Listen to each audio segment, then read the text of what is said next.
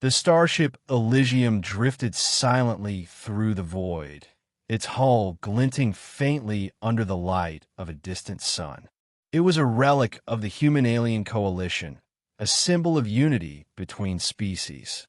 But unity was a fragile thing, and the Elysium had become a prison for those who no longer fit into the grand design of the coalition.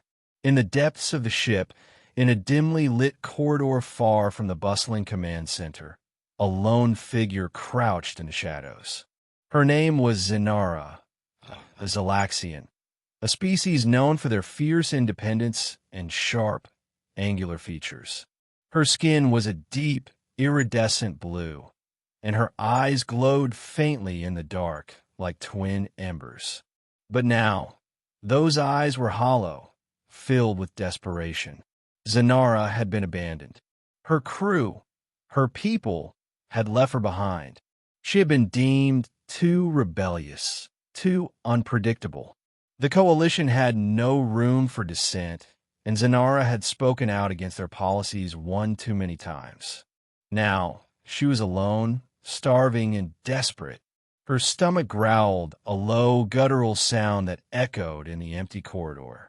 Zalaxians required a unique nutrient found only in their native food sources, but the Elysium carried none of it.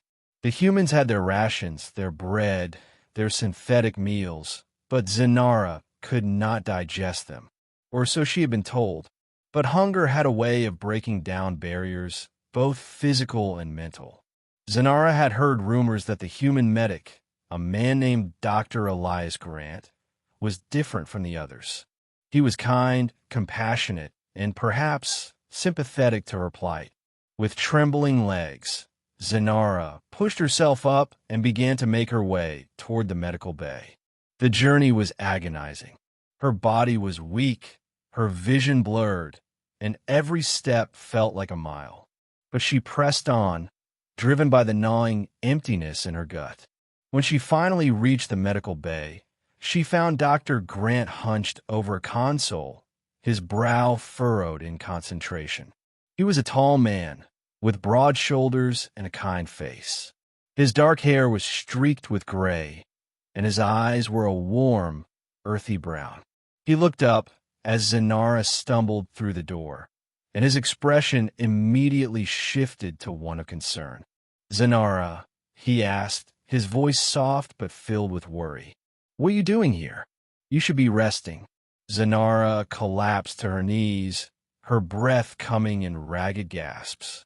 "Please," she begged, her voice trembling. I need food. Anything. Please, just a little bread." Dr. Grant's eyes widened in surprise. "Bread? Zenara, you know you can't digest human food. It could make you sick or worse." "I don't care," she whispered, tears streaming down her face. I can't take it anymore. I'm so hungry. Please, just a little. Just enough to stop the pain." Dr. Grant hesitated, his mind racing. He knew the risks, but he also couldn't bear to see her suffer. He had always believed in the coalition's ideals of unity and cooperation, but the way Zenara had been treated, it was wrong. She was a living being, deserving of compassion and care. "All right," he said finally, his voice firm, "but only a small piece, and I'll monitor you closely. If anything goes wrong, I need to know immediately." Zenara nodded eagerly, her eyes lighting up with hope. Dr. Grant quickly retrieved a small piece of bread from his personal stash and handed it to her. She took it with trembling hands and devoured it in seconds, her body trembling with relief. For a moment, there was silence. Then, Zenara's eyes widened in shock. I feel better," she said, her voice filled with wonder. "The pain, it's gone." Dr. Grant frowned, his mind racing. "That's impossible. Your biology shouldn't be able to process human food. Unless—" He trailed off, his eyes narrowing in thought. "Unless the coalition lied to us." Zenara's eyes widened in realization.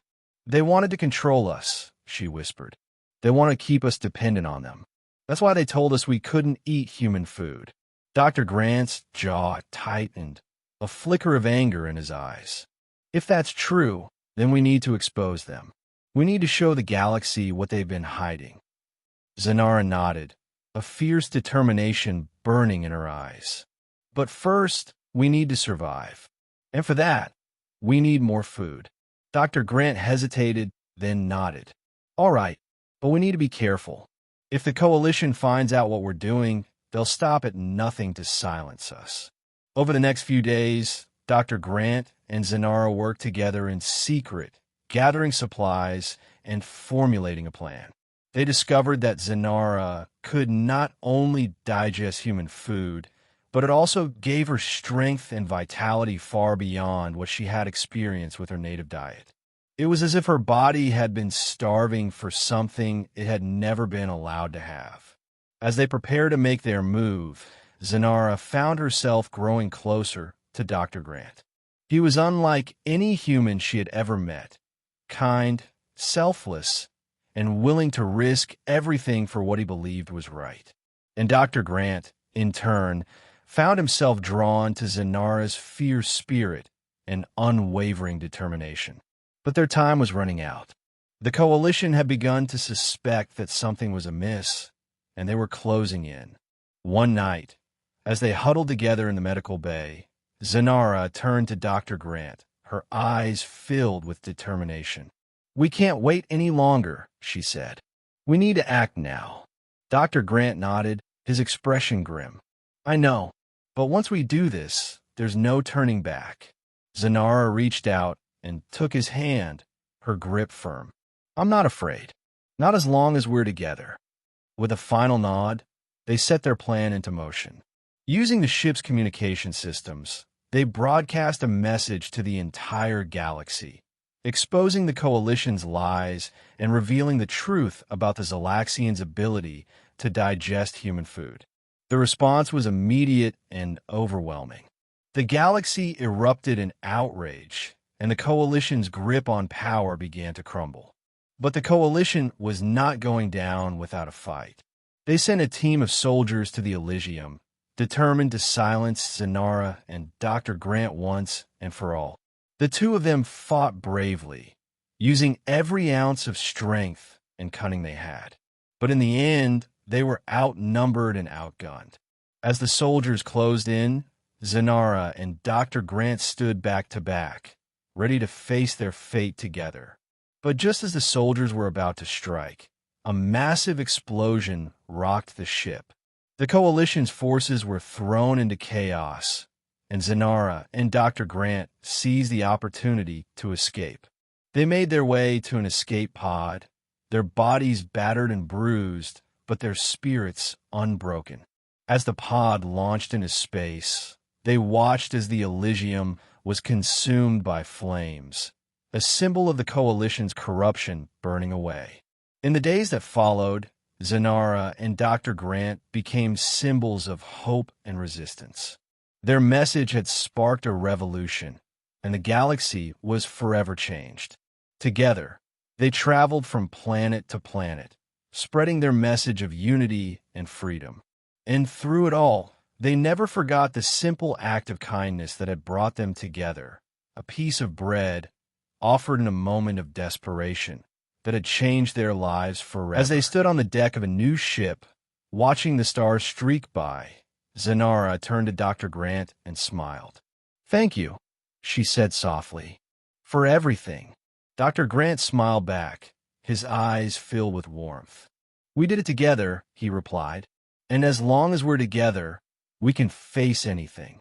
And with that, they set off into the unknown, ready to face whatever challenges lay ahead, united by their shared hope for a better future.